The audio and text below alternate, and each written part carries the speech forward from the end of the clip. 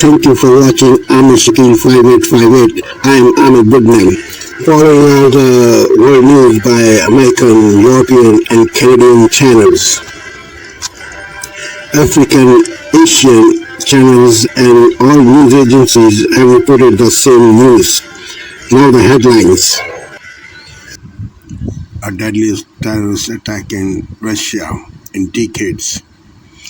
Immigrant workers playing an important part in farming economy in Western America. A surge of migrants in a small Wisconsin town. Russian president vowed to take revenge of the terrorist attack. He blamed mostly on Ukraine. Mr. Biden signed the $1.2 trillion spending bill for avoiding the shutdown. Israel does not allow food to come into Gaza. UN Secretary General blamed Israel for famine. Russian spacecraft took off for the International Space Station. Bauer Children's series author died.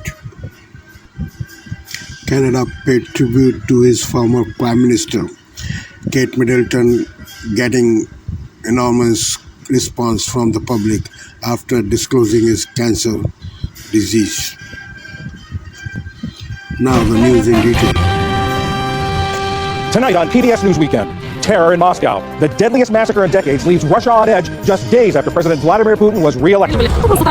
They were just walking and shooting as they went along. There were 5 or 6 of them. They were just walking and gunning down everyone methodically in silence. Then the working conditions for migrant farm workers and the role they play in U.S. economic growth. And how the residents of a small Wisconsin town are dealing with a surge in migrants.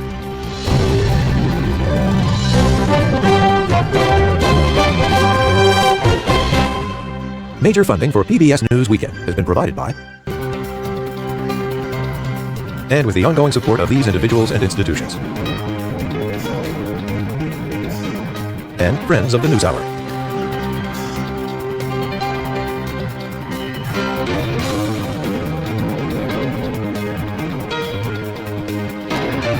This program was made possible by the Corporation for Public Broadcasting and by contributions to your PBS station from viewers like you. Thank you. Good evening, I'm John Yang. Russian President Vladimir Putin has vowed to punish those responsible for the terror attack on a suburban Moscow concert hall that killed at least 133 people and, according to Russian officials, left about 145 more wounded. It was one of the worst acts of terror in Russia in decades. Throughout Russia tonight, security has been beefed up, and in Moscow, people are remembering the dead and offering help to the wounded. Hundreds of people lined up in the rain this morning in Moscow to donate blood and plasma, giving what they can for the wounded from last night's carnage. Of course, I was shocked and felt fear and horror. I've been to a concert at Crocus myself, and when I saw those horrible videos, I was shocked and in tears, even now when I speak about it. It was very scary to see it all. A branch of the Islamic State based in Afghanistan claimed responsibility for the attack. It began with gunmen storming the hall, firing point blank at people who had gathered for a rock concert. Dave Primoff was among the crowd. The shots were not sporadic. There were constant volleys of gunfire. We all got up and tried to move closer to the aisles. People began to panic, started to run, and collided with each other. Some fell down and others trampled on them. Witnesses said the attackers threw explosive devices that started a fire. This morning, a smoldering ruin was all that was left after the roof collapsed. Investigators combed through wreckage looking for bodies and evidence. In an address to the nation, Russian President Vladimir Putin said all the gunmen had been arrested. He never mentioned the ISIS claim of responsibility, instead linking Ukraine to the attack. Now, the main thing is to not let those behind this bloodbath commit new crimes. All 4 of the actual performers of the act of terror, all those who shot and killed people, were found and detained. They tried to hide and were moving in the direction of Ukraine. There, according to preliminary data, they had a crossing of the border prepared from the Ukrainian side. Putin provided no evidence to support his claim, and Kyiv denied any involvement. U.S. intelligence said they had warned Russian officials of a planned ISIS attack in Moscow. Outside the ruins of the concert hall today, people left flowers at a makeshift memorial. Among them, concert goer Anastasia Rodionova, who says she feels lucky to be alive. They were just walking and shooting as they went along, gunning down everyone methodically in silence. You understand only now that you are lucky, really lucky. I came home, my coat was just covered in blood. Apparently someone shielded me. Putin declared tomorrow a national day of mourning as the search goes on for answers about the brutal attack. Journalist Michael Weiss is the editor of The Insider, an independent news outlet covering Russia. He's also co-author of ISIS, Inside the Army of Terror. Michael, what do we know about ISIS-K, this branch of ISIS that's claimed responsibility? So ISIS-K is established in Afghanistan, and they are ranged against a host of other jihadi actors, including the Taliban, Al-Qaeda, and they've been angling to hit Russia for quite a while. If you look at their communiques and their propaganda, they revile Vladimir Putin, one of the reasons being that Russia maintains a partnership with the Taliban, their sworn enemy. The United States has fairly good intelligence on their capability and their motivation, because we occupied Afghanistan for more than 20 years. And clearly, our departure has not really interfered with the ability to collect signals intelligence, which is what I believe the United States passed along to Moscow a little less than a month ago. On March 7th, you'll recall the U.S. Embassy put out a notice advising people to stay away from public events for the next 48 hours, and that indeed, according to reporting, was tied to a credible ISIS-K threat planned for Russia. And according to reporting, they also passed along that information to the Russians. Why did Russian security miss this? Well, we don't know that they did. I mean, it's always possible that some guys can slip through, or that the intelligence was not specific enough to identify the time, place, and the kind of culprits that would be behind it. But look, I mean, it's no mystery that Russia's security and military resources are predominantly poured into the war conquest in Ukraine, and also at the domestic level. There's a huge crackdown on dissent.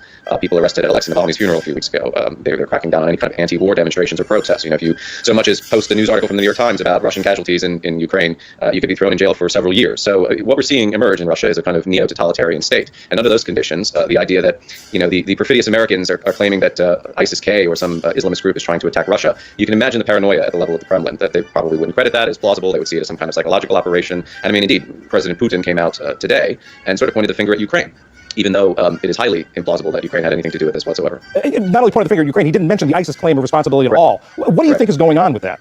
Well, it's embarrassing to Putin, right? I mean, you know, the kind of leitmotif of his reign, at least in the first decade and a half, was to reconstitute Fortress Russia, to make Russia this kind of impenetrable security state, which had all but withered away with the collapse of the Soviet Union. You know, Putin himself, famously former lieutenant colonel in the KGB. The KGB was colloquially known as the sword and the shield, right? It was there to protect the state and the sanctity of the state. So for him, he's got a lot of egg on his face right now, because this wasn't just a kind of a terror attack where, you know, some lone wolf drove a car into a crowd. This was highly sophisticated. This had been planned for months, if you take ISIS at their word. The Russian security services claim to have detained 4 of the assailants, and this was a machine gun fire into a crowded mall and concert venue, but also a fire set to burn the whole place down, which it looks very much like they succeeded in that respect. And now we're talking about over 100 people dead and many more wounded. So this is going to be a trauma in Russia. And so Putin, I think, is, as is his wont, is trying to deflect blame away from himself, to point the finger at, you know, mysterious dark forces that are arrayed against Russia. The question is, are the Russian people going to buy it this time? And would you expect Putin to use this as sort of as a pretense in the war with Ukraine? Well, that's one of the fears, yeah. I mean, if he's saying that, you know, the long, dark arm of the Ukrainian intelligence services, and of course behind them, keep in mind, he always blames the United States. He thinks of Ukraine as a vassal, not with no agency or sovereignty of its own. But if he's pointing the finger at Ukraine, suggesting that, you know, these jihadis were making their way for the Russian-Ukrainian border, not a very clever exit strategy for anybody who's just carried out an attack like that, by the way, one could then hypothesize he's using that as a pretext to escalate. Now, you know, Russia has begun to refer to this operation in Ukraine, which is a war, as a war. It's no longer just a special military operation. There's been all kinds of rumors and reporting in the Russian press about a possible mobilization campaign, meaning a huge call-up, not a partial mobilization like before, possibly another attempted attack to conquer Kharkiv in northeast Ukraine, a city that had been one of the main targets in February of 2022. So we don't know. And as you can imagine, because of this, it's led to any number of conspiracy theories. I've seen many Ukrainians suggest that the Russians themselves may have planned this as a false flag attack akin to the Moscow apartment bombings. Ukrainian military intelligence suggested as much. In this case, I have to be honest. I mean, you know, I've spent a long time studying ISIS and their tactics and their motives, and it certainly seems to me like what you see is what you get here. ISIS-K looking to attack Russia and succeeding in a spectacular fashion. Michael Weiss, editor of The Insider. Thank you very much. Sure, anytime.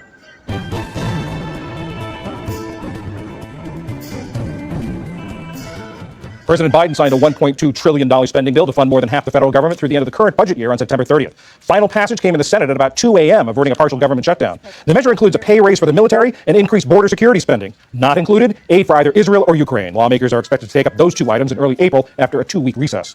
Egypt says about 7,000 aid trucks are being denied entry into Gaza as the United Nations warns of imminent famine. On the Egyptian side of the Rafah border crossing, UN Secretary General Antonio Guterres said blocking the aid deliveries is a moral outrage. He said it was time to truly flood Gaza with aid, as he put it, and called for an immediate ceasefire. A Russian spacecraft blasted off in Kazakhstan today, taking a crew of 3 to the International Space Station for a 6-month stay. The team's made up of an American, a Russian, and a Belarusian. It's one of the last remaining collaborations between Russia and the West. And Laurent de Brunhoff has died. He was the author and illustrator of the beloved children's series Babar the Elephant. He'd been in hospice care for several weeks. Babar was the creation of his father, Jean de Brunhoff. After he died, Laurent nurtured his creation and, as his father did, provided the illustrations of the Elephant King of Celestville. It grew into a global franchise. De Brunhoff was 98 years old. Still to come on PBS News Weekend, the living and working conditions for migrant workers on dairy farms, and how a small Wisconsin town is dealing with the recent surge of migrants. This is PBS News Weekend from WETA Studios in Washington, home of the PBS NewsHour, weeknights on PBS. Advocates of legal immigration say foreign-born workers have long been a key factor in U.S. economic growth, and researchers say they've been crucial to the jobs recovery after the pandemic. But are immigrant workers sharing in the benefits of their contributions? For more than a year, ProPublica has been looking into the harsh realities of life for immigrant workers on Midwest dairy farms. Melissa Sanchez is a ProPublica reporter. She focuses on immigrants and low-wage workers. Melissa, over this several months of working on this story, what are the biggest takeaways that you came out of this reporting with? Sure. A few of them are just how dangerous the work is. I wasn't aware of it, but workers are routinely injured, and it's almost a normalized thing. Like workers say that if you haven't been hurt on a farm, then you really haven't worked on one before. So the danger is one thing, and then also the lack of regulation. Like even though it's very dangerous, dairy work is less regulated than other kinds of work for a number of reasons, but particularly workers on small farms have fewer protections. And then the immigrant nature of the work. Almost everybody that I've met is an undocumented immigrant from Central America or Mexico who's on these farms. These farms are less regulated than other agricultural operations. Why is that? So it's basically a technicality. The way the laws are written, some of the farm worker protection laws that we have, they apply only to work that's seasonal or temporary, and cows are milked year round. And that distinction sort of leaves this class of workers out. But we know that farm workers are sort of exempt from a lot of other labor laws and protections, including overtime pay, for example. And workers' comp laws often don't cover small farms, and a lot of these folks work on small farms. There's just like one after another of laws that leaves these people out. Tell us what sort of an average day is like for these workers. The days are pretty wild. One thing to know is that workers work 60 to 80 hours a week, kind of on a regular basis, and the shifts are scattered. They might start a shift from 4 a.m. to 10 a.m., and then again from noon to 2, and then again from 6 p.m. to 10 p.m. And this kind of erratic schedule makes it very difficult to sleep. And then depending on what their job is, it's either a lot of repetitive motions of putting on and taking off these tubes onto the teats of cows to pump out the milk, or it's work of shoveling and scraping cow manure and taking it to a manure lagoon on the site. It's pretty heavy, dangerous work. And aside from the work, what are the living conditions like? I think one of the most important things to know is that it's really isolating work. People live in rural communities, often on the farms where they work. So it's routine for farmers to provide housing to their workers. And there's very little, if any, regulation on that housing. So we've seen workers who have decent, mobile homes on a property, and we've seen houses on site with black mold in the bathroom ceilings, or, cockroaches, mice, ceilings that are caving in. When you live at work, you're living near your boss constantly, which is really hard to imagine. And part of the reason for that is that you can't drive legally if you're undocumented in Wisconsin. And so workers are essentially trapped at work. How dependent or how important are these workers to the dairy industry in Wisconsin? I mean, I've had so many farmers tell me that their businesses would collapse without immigrant dairy workers. I mean, farmers won't tell you on the record that they knowingly hire people who are undocumented, but off the record they will. They have to. They say that they can't hire U.S.-born citizens to do this work. And again, the shifts are really intense, and the pay isn't much better than what you would get at McDonald's. So if you have a choice between shoveling cow manure all day or flipping burgers, you might choose the latter. Is there a difference in the conditions, either the working conditions or living conditions, for immigrants who are in the country legally and immigrants who are in the country illegally? So yes and no. So it's important to know that with dairy in particular, there's no guest worker program. There's no agricultural guest worker program that they're able to access, because dairy work is year-round, unlike seasonal crop labor. And so other kinds of agricultural work does often and increasingly rely on legal immigrant guest workers. Their conditions, it's hard to say whether it's significantly better, but there are some more regulations and standards for that category of work, and then the housing, et cetera. And we've interviewed easily 130, 140 workers over the past year and a half, all but 3 or 4 were undocumented immigrants. I know you asked some of the people you talked to reach out to you using a messaging app and leave some messages about this. We've translated them into English. Let's listen to 2 of them.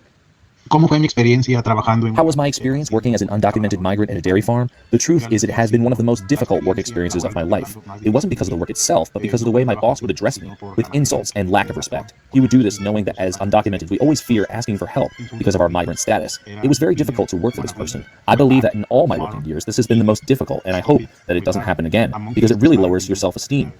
Es bastante complicado. The reality of being a migrant is very complicated, because the fact that we are in this country illegally, there are many things we have to be silent about.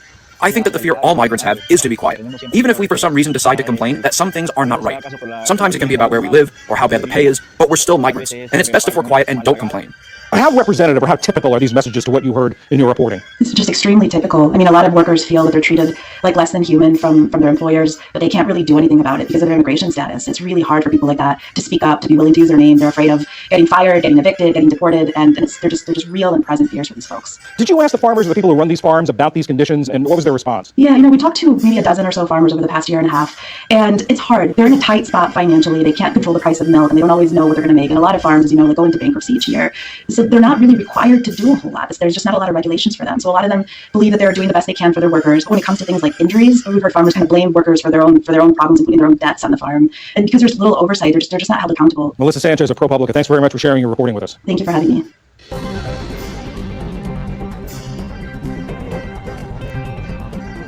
The complications resulting from the influx of migrants isn't limited to just big cities like New York and Chicago. PBS Wisconsin's Nathan Denzine went to a small city in southern Wisconsin to see the effects there. It's another generation of families coming here trying to get jobs, feed their children, get their children through school. Since 2022, around 800 to 1,000 migrants from Central and South America have come to Whitewater, Wisconsin, putting a strain on local resources. Some of the most vulnerable in that population are children. We're trying our best to really, how can we advocate for these children? Miguel Aranda is a member of the Whitewater School Board and a second-generation immigrant from Mexico. With this new influx of students, Aranda says the school district needs more funding. Wisconsin currently sits on a $3 billion budget surplus. I would understand if there's no money, we have to make our decisions. But to know that there's a surplus, it almost looks like the money is being dwindled right in front of our faces. But there are people and organizations who have already stepped up to act as a stopgap for the new arrivals. Our mission is to meet the needs of the community, whatever they are. We know that they're here because if they've never been here before and they come in and see all these things and we tell them that they can just have it, they don't understand. Christine Zeballos and Kay Robers are co-founders of the community space in Whitewater. Their mission is to provide everything a person might need, from bedding to furniture to food, all for free. I've had the privilege of witnessing somebody coming in, maybe having their worst day, and coming in and just needing some support, some food, some whatever, and seeing them slowly relax and realize we're not going to ask them for any papers. The community space has been accepting donations since 2019, but has ramped up its efforts in the last 2 years. Well, I'd certainly like to say that there has been no crisis. Have we had to stretch and adjust? Absolutely. They are open Tuesdays, Wednesday nights, and Saturdays as a complement to the local food pantry. I can stand up in the middle of the room and say, is there anyone here that's bilingual? And inevitably, I'll get a 9-year-old child, which is awesome, and I always say to the child, isn't your mother proud of you? Tell her you did a really good job, and we're proud of you. We like to think that half of what we do is what we share and give away, and half of what we do is how we make people feel. Beyond food and shelter, migrants face a number of challenges when they first get here. Finding a job, speaking a new language, and driving are top of mind. Jorge Islas Martinez, an advocate and a first-generation immigrant from Mexico, says undocumented migrants are not allowed to obtain a driver's license in Wisconsin. We don't have public transportation. The only transportation that we have is taxi. The taxi only is available here in Whitewater from 7:30 in the morning until 5 o'clock. I see it as a huge safety issue. I mean, if we're having people, especially driving in snow for the first time, that is not a good situation. Dan Meyer is the chief of police in Whitewater. If somebody's able to come here and take all of the testing, the written test, physically do the driving test so that they are safer as a driver, I'm all for that. Nearly 20 states allow undocumented immigrants to obtain a driver's license. I think the underlying theory here is that we know we need resources for us in law enforcement. This is apolitical. We simply need more staffing. Meyer says that over the last 2 years, his department's work has gotten much more difficult and time-consuming. One of the things that has been difficult for us as law enforcement is just working with a population that, generally speaking, is not trusting of government because they come from a place where they don't trust their government. To try and get some help for the city, Meyer and city officials sent a letter to state and federal officials in December. We need more officers so that we can get out and patrol at the level that the community is used to having us out there. But the letter requested more than just a boost in law enforcement funding. This is a situation where we are a poor town that has limited resources and not enough shared revenue from the state, and we would like to help people make sure that they're getting jobs, shelter, food, all those things. Brienne Brown is a member of the Whitewater Common Council. The real problem is not that there are people here, it's just that the city is not prepared. Meyer and Brown say they have heard from local officials who seem willing to help. In January, Senator Tammy Baldwin, a Democrat, wrote a letter to President Biden. She called for federal support for cities in Wisconsin, including Whitewater, to help with the influx of migrants. During a visit to Whitewater in November, Republican Senator Ron Johnson blamed what he called a flood of migrants on the Biden administration. Immigrant advocates worry the new arrivals will become political scapegoats. They want to see these new neighbors welcomed to their close community. It's really contributing to the vitality of our community. It is where we see the future. For PBS News Weekend, I'm Nathan Denzine in Whitewater, Wisconsin.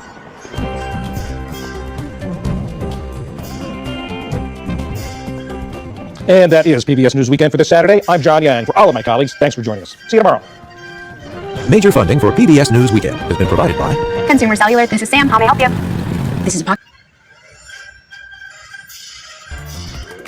Are you looking for the latest news or to watch a show on demand? Follow us. Live international news is just a click away. Liberté, égalité, actualité.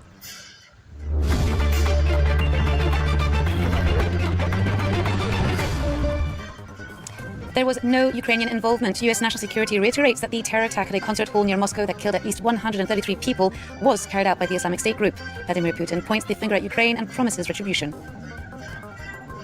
Time to silence the guns and stop the nightmare. The UN Secretary General visits Rafah on the Egyptian side of the border with the Gaza Strip, where thousands of aid trucks queue to get across to those living in desperate conditions.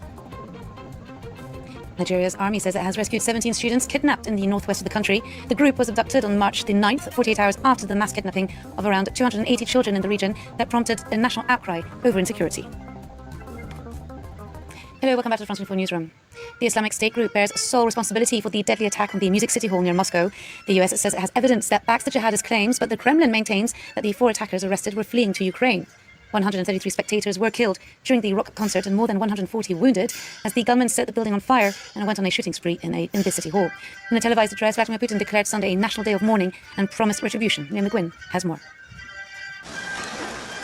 In the aftermath of the worst terror attack on Russian soil in nearly 20 years, President Vladimir Putin has been left in no doubt as to who was responsible. Speaking in a televised address on Saturday, Putin pointed the finger of blame firmly at Ukraine. All 4 perpetrators of the terrorist attack who shot and killed people have been detained. They were traveling towards Ukraine, where, according to preliminary data, a window had been prepared for them on the Ukrainian side to cross the state border. The country's interior minister said that the 4 gunmen arrested were all foreign nationals. 11 people in total have been detained over the attacks, which left over 100 dead at Moscow's Crocus Hall. The Islamic State group had previously claimed responsibility, with a US intelligence official saying IS's Afghanistan affiliate was responsible. Despite that, the Russian president made no reference to the group in his speech, saying only that those responsible would be punished. We will identify and punish everyone who stands behind the terrorists. Ukraine has strongly denied any involvement in Friday's attacks, with Kyiv saying that the Kremlin's claims have nothing in common with reality. The US says it had warned the Kremlin back in March the 7th about a planned attack in Moscow, but Vladimir Putin dismissed a few days later the shared intelligence by saying it was an attempt to destabilize Russia. It is not the first time that the Islamic State group has targeted the country. It's been implicated in some of Russia's largest terror attacks in recent years. Jenny Shin tells us more. On March the 7th, the US Embassy in Moscow issued a warning of a possibly imminent attack in the city. It said its personnel were monitoring reports that extremists had plans to target large gatherings, including concerts.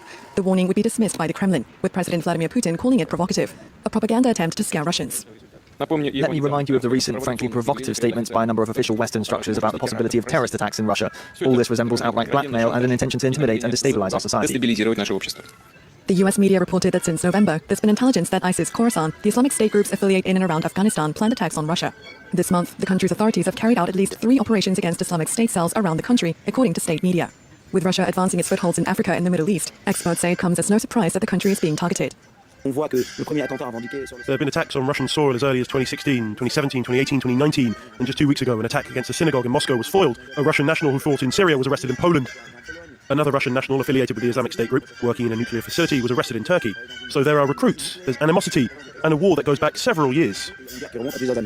US intelligence says there's no reason to doubt the ISIS claims of responsibility, as Russia's fight against ISIL in the Middle Eastern region has made them a target. Meanwhile, across the border, the Russian-installed regional governor of Crimea says that their air defense systems have shot down more than 10 missiles over the port of Sevastopol, damaging an office building and a gas line. Next, time to truly flood Gaza with life-saving aid. UN Chief Antonio Guterres appeals for a ceasefire, calling the starvation inside the enclave a moral outrage. Guterres spoke from the Egyptian side of the Rafah border crossing with Gaza. He made his way to the crossing a day after the UN Security Council failed to reach a consensus. Thousands of aid trucks are waiting in Egypt's North Sinai province to cross over to those living in desperately poor conditions. Nicholas Rushworth has more. The UN Secretary-General Antonio Guterres, on a visit to the Egyptian side of the Rafah crossing, said it was time to truly flood Gaza with life-saving aid. He renewed a call for an immediate ceasefire and said he wanted an ironclad commitment by Israel for total access for humanitarian goods to Gaza. A long line of blocked red relief trucks on one side of the gates, the long shadow of starvation on the other. That is more than tragic. It is a moral outrage. The UN's World Food Programme says Gazans are already starving to death, with famine projected by May in the northern part of the Gaza Strip. There are a number of obstacles that the Israeli authorities have maintained that make it very difficult to reach the level of delivery that is necessary. The problem is not how many trucks enter, the problem is how can we distribute. Enormously frustrated. He said Israel's plans to launch a ground assault on the Gaza side of Rafah, where more than half of Gaza's population have taken refuge, would be a humanitarian catastrophe. The UN Secretary-General's visit came a day after the UN Security Council failed to reach consensus on the wording of a US-sponsored resolution supporting an immediate and sustained ceasefire. And with the Israeli Prime Minister Benjamin Netanyahu saying that for Israel there is no way to defeat Hamas without getting into Rafah. At least 3 people are wounded in the latest Israeli airstrike in the northeast of Lebanon, according to Baalbek's mayor. It was not clear what was struck, but it happened just hours after Hezbollah claimed to have used 2 drones carrying explosives to attack an Israeli Iron Dome missile defense in the Israeli town of Kfar Blum. Get them out of hell. Banners and Israeli flags poured out on the streets of Tel Aviv as thousands of people gathered this Saturday, demanding an immediate deal to release some 130 hostages in Gaza, as well as new elections in Israel. Netanyahu has vowed to go ahead with the planned offensive in Rafah, dubbed a mistake by the US Secretary of State Antony Blinken. Demonstrators are criticizing the way Prime Minister Benjamin Netanyahu is handling the war against Hamas and demands the government to take responsibility. It's become a Saturday night ritual. Protesters gathered in the streets of Tel Aviv, calling for a change in government. Some even lit a fire outside the Defense Ministry, others blocking a main road through the city before police came to move them. We need a Prime Minister, a government that we can trust, that will finish this war. And we feel that Bibi Netanyahu is not finishing this because it's in his interest that this chaos will go on. And he is sacrificing the kidnapped people and sacrificing the people of Israel. Close by, a slightly more solemn rally as protesters held their weekly demonstration calling for the release of their loved ones. I'm here tonight, like every Saturday night, to speak in the loudest voice I can for my brother who's been a hostage 169 days in Gaza, speaking to the government to move forward on the deal. Everyone is in Qatar. It's time to close the deal. An Israeli delegation is currently in Doha for indirect negotiations with Hamas, which the US, Qatar and Egypt are mediating. One of the sticking points has been finding a hostage-to-prisoner ratio. An Israeli official now says the US has made a bridging proposal for the number of jailed Palestinians that should be released by Israel in exchange for every hostage freed by Hamas. An Israeli delegation is set to discuss this further during meetings in Washington next week. Polls closed after the first round of a presidential election in Slovakia, pitting a second round on the 6th of April between Peter Pellegrini, the former Prime Minister and Parliament Speaker, who leans more towards Russia's side of the war, and Ivan Korkoch, the former Foreign Minister, who is staunchly pro-Ukraine. The latter scored a surprise victory in the first round with 42.5% of the vote, whereas Pellegrini got 37.1%, despite his key ally, the populist Prime Minister, Robert Fico. To Africa, more than 2 weeks after an attack on a religious school in Sangaya in the state of Sokoto, the Nigerian army announced that it has rescued 17 students. The March 9th kidnapping came 2 days after the abduction of more than 250 other students in Kaduna in the north. Kalmas Vale has more. It's a relief for these children and their families after 2 weeks of ordeal. Following a rescue operation launched by the Nigerian army on Friday, these 17 kids can finally return home. They had been kidnapped by armed men on March 9th during an attack on their school in Sokoto State. This is a result of deliberate efforts by all security agencies, both here and that of Zamfara State, to ensure the safe passage and recovery of these abducted children. So we want to assure the people of Sokoto State of our commitment to ensure that life and property are safe and secure. Since the beginning of the month, Nigeria has seen a wave of mass kidnappings in the north of the country. On March 7th, over 250 children were snatched from a school in Kuriga. Their families are desperately waiting for their return. Last week, more than 100 people were kidnapped in northwest Nigeria in 2 separate attacks in Kaduna State. Kidnappings by criminal gangs demanding ransom have become an almost daily occurrence. They target schools, villages, and highways where they can quickly kidnap large numbers of people. We have a serious problem, and we're suffering because of the bandits who have come into our community and kidnapped our children and relatives. We don't know peace in our community. These successive waves of large-scale kidnappings represent a major challenge for President Tinubu, who was elected based on his promises to tackle the issue. However, according to risk management consultancy firm SBM Intelligence, almost 5,000 people have been abducted since the president took office in May last year. Princess of Wales says to be enormously touched by all the messages of support from around the world. Catherine revealed the news Friday that she was battling cancer and was undergoing chemotherapy. The 42-year-old wife of Prince William, heir to the British throne and mother of 3 children, has received many praises for her courage in speaking as she did in a video released on social media. I think she should be just left alone to get on and have her treatment and to be with her family. It just goes to show that the royal family are only humans, so just leave them alone too. It was obviously just quite sad to hear. I mean, that's a difficult diagnosis for anyone, especially someone who's so in the public light. So yeah, I just really felt for her and her family right now, and also of course with the King's diagnosis as well. It's just a lot to manage at one time. Stay tuned for 24 more news coming up very shortly.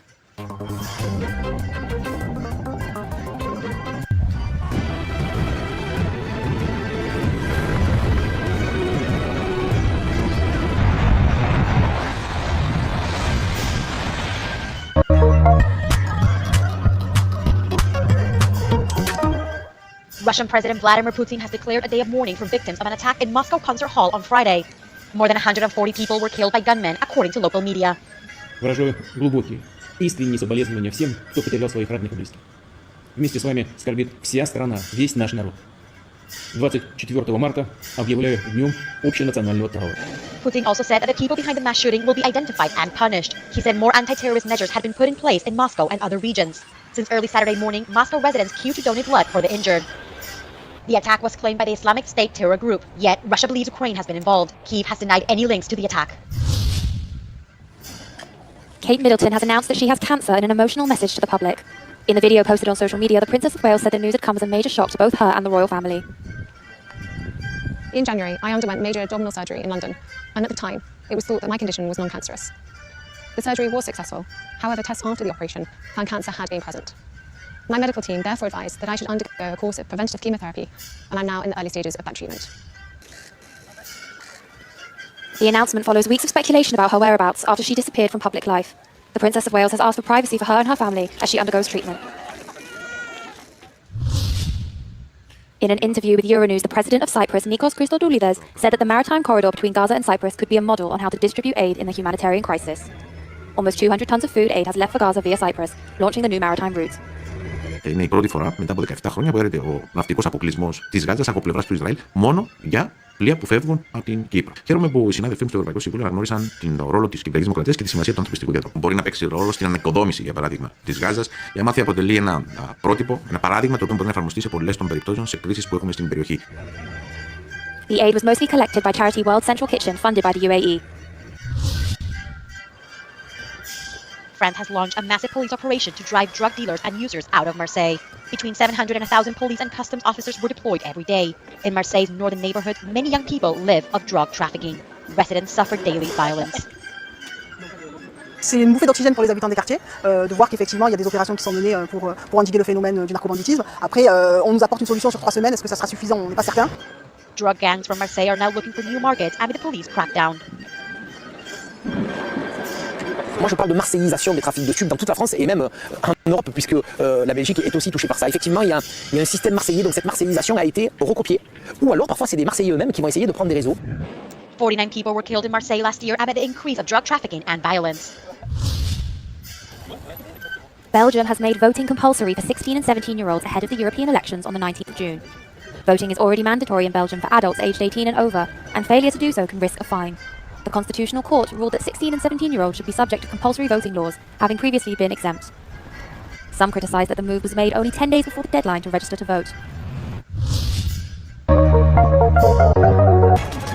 Euronews, the European elections news channel.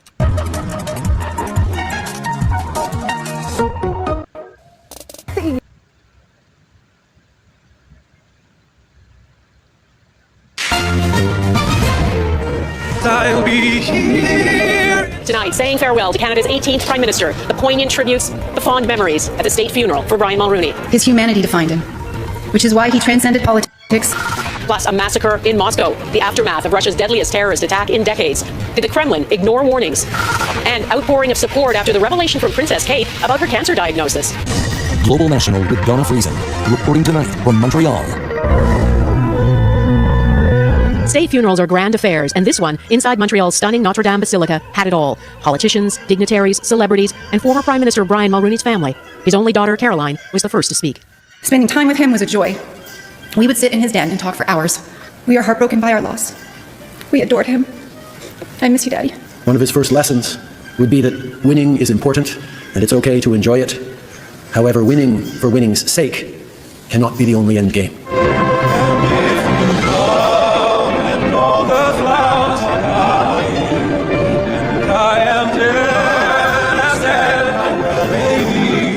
Good evening from Montreal, and thanks for joining us. We are next to Notre Dame Basilica, where the state funeral for former Prime Minister Brian Mulroney was held today. It was a Catholic service in keeping with Mulroney's faith, but it was filled with songs, poignant moments, and deeply personal reflections. Eric Sorensen is outside the Basilica tonight. Eric.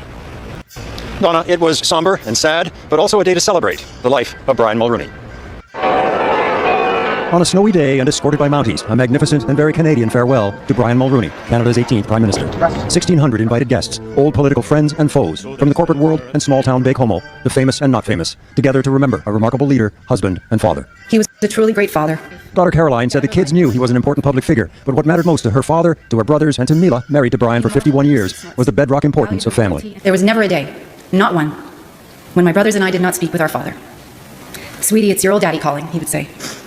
The Prime Minister saw in Brian Mulroney a visionary who governed not for headlines in 10 days, but a better country in 10 years. Mulroney was confident Canada could be a free trading nation, that could make a difference on the environment, and that national unity was a cause always worth fighting for. His most cherished victories were non-partisan. Those moments where the true winner was Canada itself, because he loved this country with all his heart. Corporate titan Pierre-Carl Pelledeau remembered a labor lawyer who understood labor relations. He was fair, and knew everybody need to have a good deal. There was Mulroney's relationship with 2 former U.S. presidents. A staunch and supportive friend who had the confidence to tell us when he thought a different American approach might serve our country better. To a once young protege, Mulroney made his time in office count for something. We live in a world that he helped shape.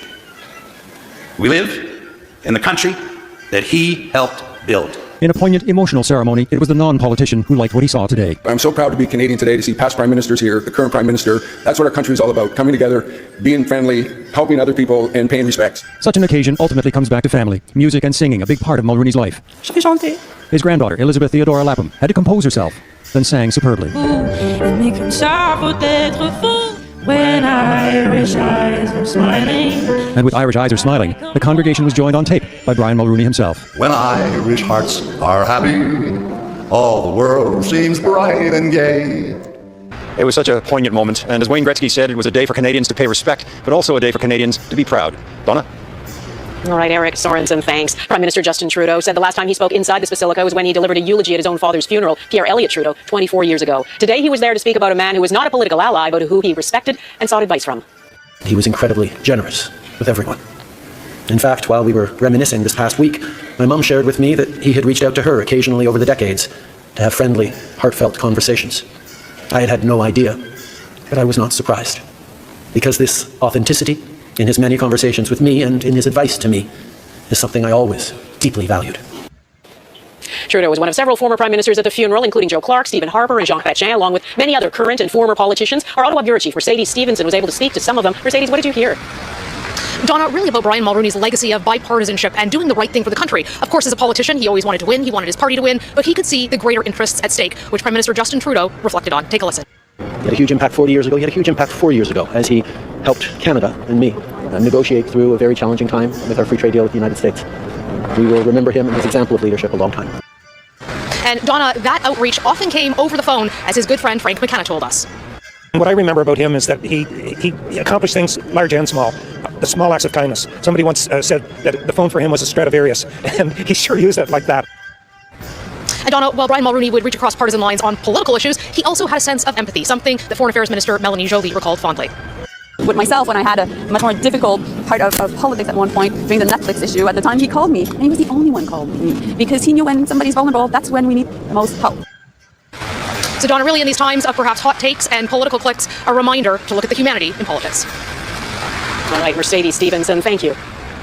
With me now is Senator Pamela Wallin. She was part of our live special earlier today during the state funeral. Senator, what struck you the most about this service? I loved the remarks from Carolyn, who is, of course, Brian Mulroney's political heir. She was funny. She told a story about how her father so loved to speak that perhaps he should take the podium with him when he goes, but then was so powerfully poignant at the end of her remarks, talking about the family's last moments with the Prime Minister and what he and Mila said to one another. And so I really think that she shared so much with the public that was hungry for that detail about this family who have shared so much over the last couple of weeks. It was so deeply personal and touching. And his granddaughter, that was such a touching moment. Just an amazing thing. She and her grandfather sang together often, and she clearly has a future, and listening to their voices meld today during that service was unbelievable. You know, we've heard so many stories, of course, over the last couple of weeks about Brian Mulroney and the number of people whose lives he touched. What do you think he will most be remembered for? What mark does he leave on this country? He put us back on the international stage, and we gained a reputation as a country that you could turn to.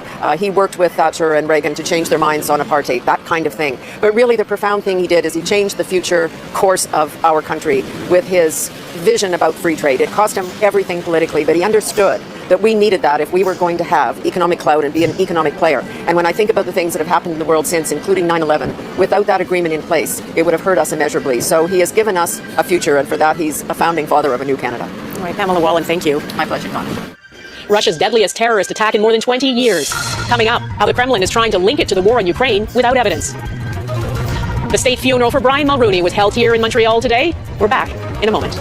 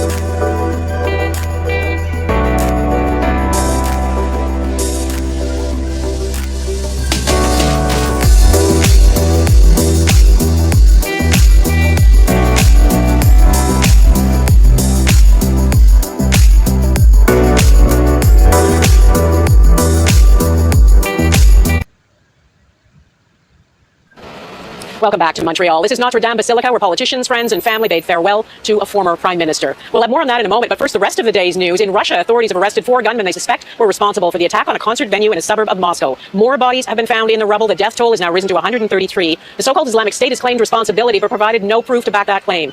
As Mike Drolet reports, the U.S. says it has intelligence and warned Russia that extremists had imminent plans to target large gatherings. There was no mistaking the sound of gunfire, nor the chaos created from it. This eyewitness watched it all unfold as he scrambled from his seat in the balcony. They're firing machine guns, they're shooting into the crowd, he said. And to mask their escape, the attackers set fire to the building. It was the deadliest terrorist attack in Moscow in over 2 decades. Despite the war in Ukraine, Muscovites have lived in relative peace. I'm a grizzled old journalist, and I'm shocked and, discombobulated by it very much. And I think average Russians are. And I think that this peacetime veneer that we've been living in for the past couple of years will be over now. The US and Canada had warned its citizens 2 weeks ago extremists were planning an attack. Earlier this week, Vladimir Putin dismissed the warnings from the West as a means to destabilize Russia. Russian state TV is airing interrogation video of the alleged gunmen, who they say were hired for the attack. And Russian officials say the gunmen were headed for the Ukrainian border, adding grist to the Russian narrative Ukraine was behind the massacre. This despite emphatic denials from Ukraine and the Islamic State claiming responsibility. But there's a lot of wish fulfillment involved when these things happen. People want it to be a certain way. They already start shaping the narrative, and that's what's happening here. Putin has vowed to punish those responsible, whomever he decides that is. Mike Drolet, Global News, Toronto.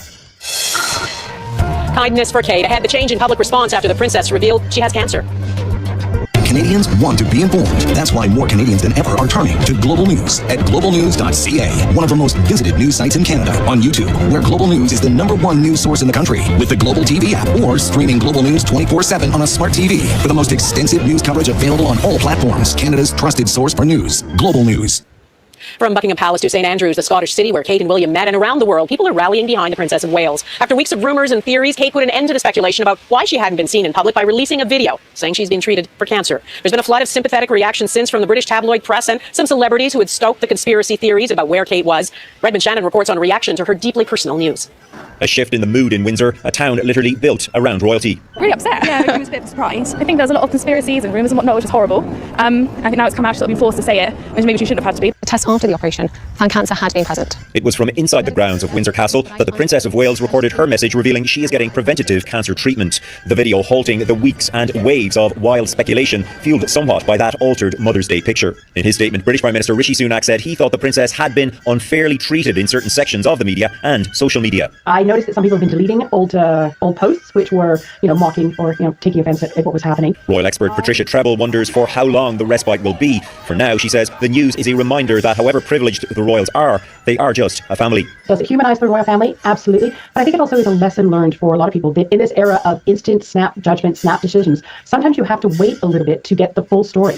Harry and Meghan, the Duke and Duchess of Sussex, have wished Kate well, and the King has praised her statement. He is, of course, going through cancer treatment too, as is Sarah Ferguson, the Duchess of York. Prince William, meanwhile, he will continue to attend public events, but those will likely be limited, with both his wife and his father battling illness. Redmond Shannon, Global News, London. Personal touch next, how Brian Mulroney supported people in some of their most vulnerable moments. You're looking at Old Montreal. We're back in a moment.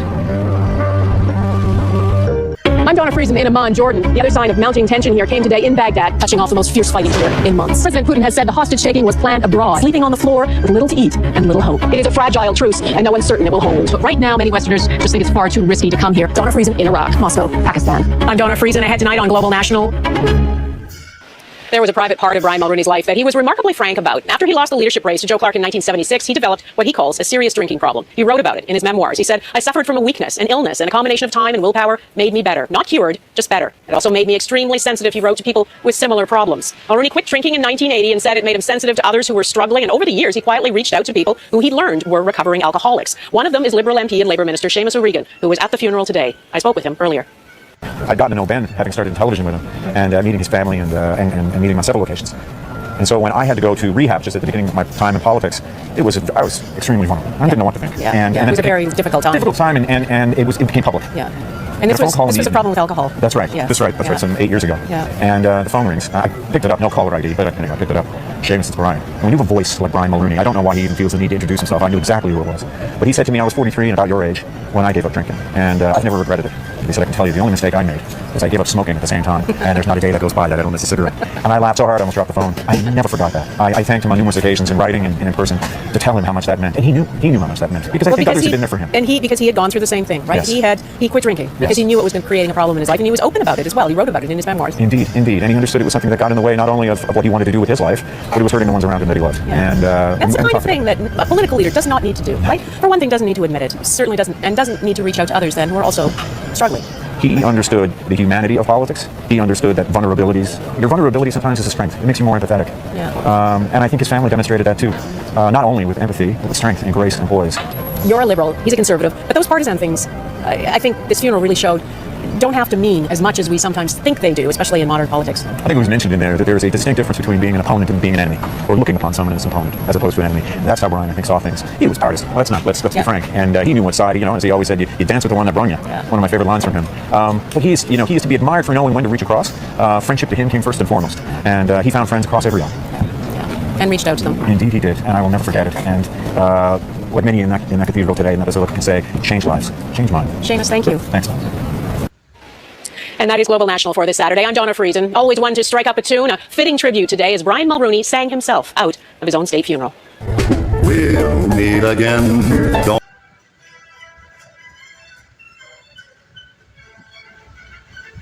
Thank you for watching and privilege of your time. This is Amir Shakil 5858. I am Amir Goodman. Have a good life.